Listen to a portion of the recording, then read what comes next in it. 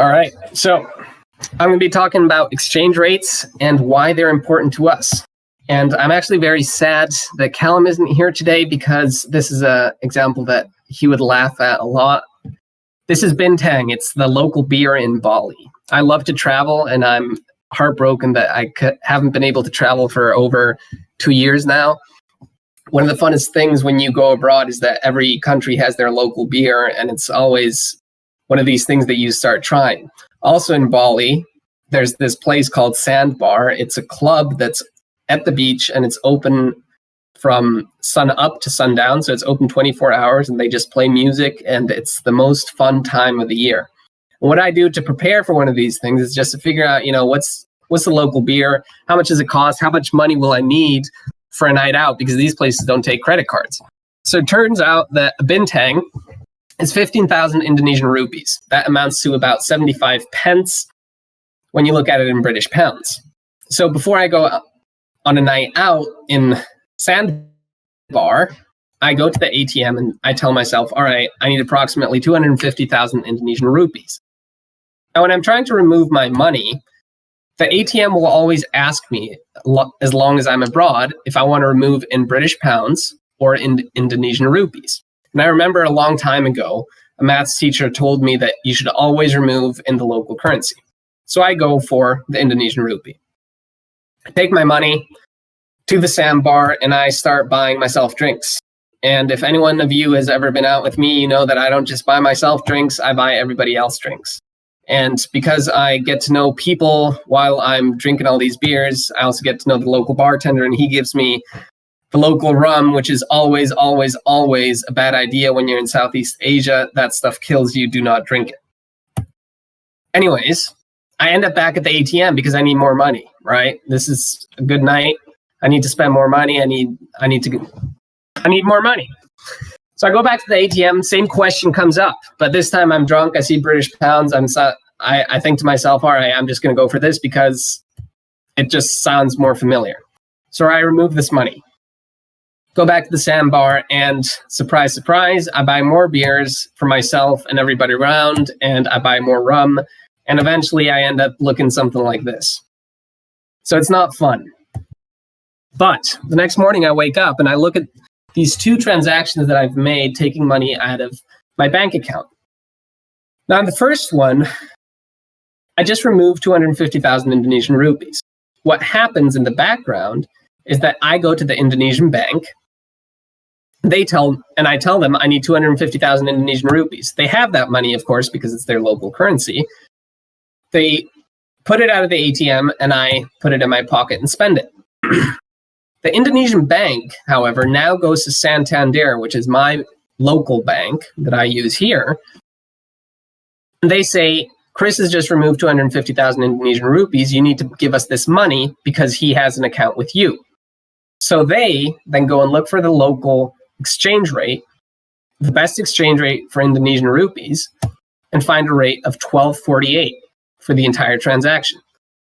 So you'll realize that the amount is very different. It's £1.20 for such a small transaction. Now, with the £13.70, when I choose that transaction, I still receive the 250,000 Indonesian rupees, right? I went to the ATM and removed this money.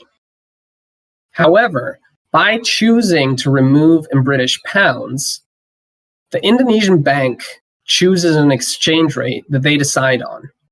So they might decide on the same exchange rate as Santander does, but they have to remove Indonesian rupees at the same time.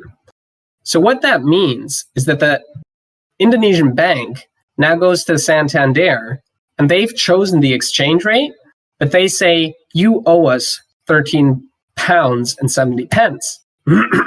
That means that they might have chosen the same exchange rate, but they're just cashing in £1.20 on a drunken tourist like myself. And that's how international banks in tourist countries make a lot of money, because we make these types of mistakes. Now, what does this exactly mean?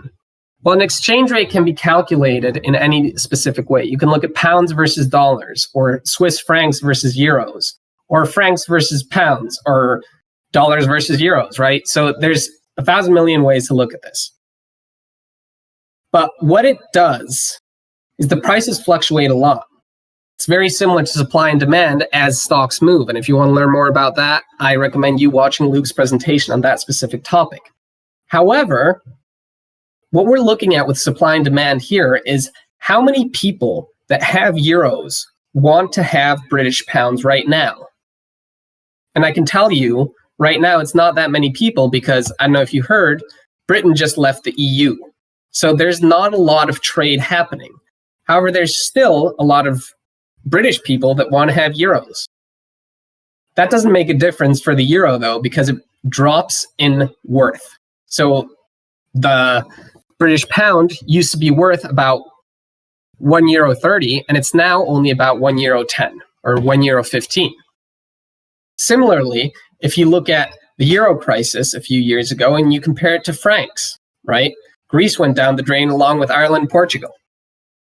So initially, the euro was about worth 1 franc and 60 rappen. And today, after a long period of time of things not going very well, the euro is only worth 1 franc 20. So these large events in a very national scale or even global scale can impact the local currency. Now, I've talked a whole bunch about beer and exchange rates, but this doesn't really mean much to us as investors. Well, unfortunately, if you look at an example where we buy in a currency that's not ours that we use every day, it makes a significant impact.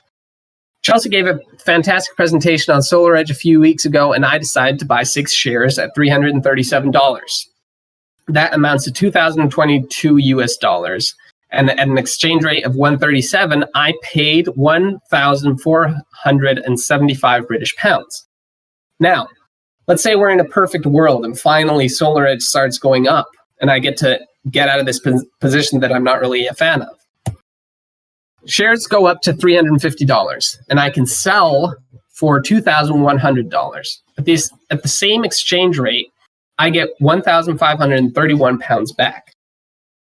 But there's a lot that can happen in that time. With the share price rising, there might be a different occasion that drives down the worth or drives up the worth of the pound.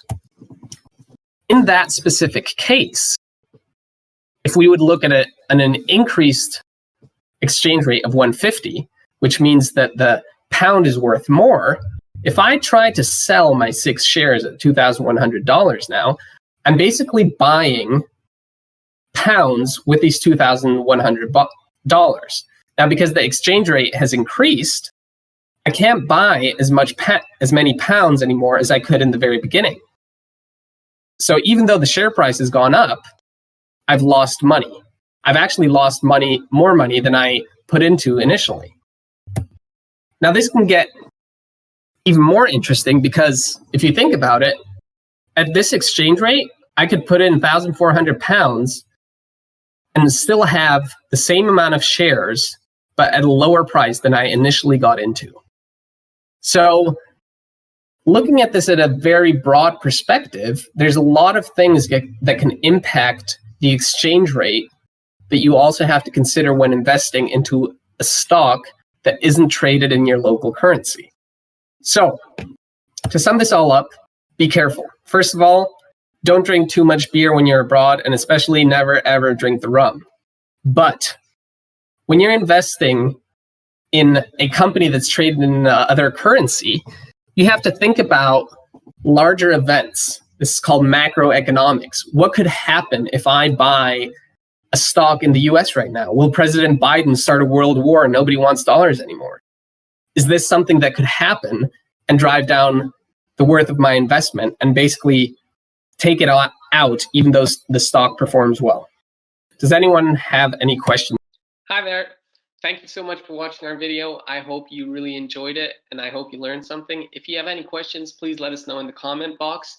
And don't forget to like and subscribe so you can learn more about our channel. Thank you very much and see you next time.